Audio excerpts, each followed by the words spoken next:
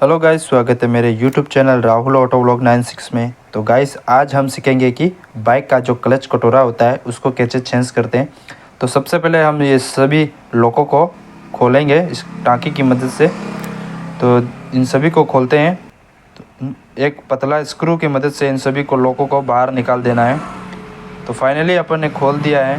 तो आप भी इसी तरीके से खोल सकते हो। खोल लेना है। फिर इसके बाद धीरे धीरे इसको निकालेंगे तो ये बाहर निकल जाएगा।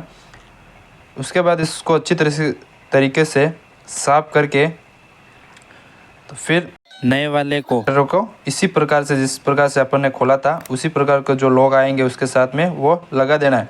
तो फाइनली अपन ने लगा दिया है। तो आपको ये वीडियो कैसा लगा आप ज़रूर बताएं कमेंट बॉक्स में।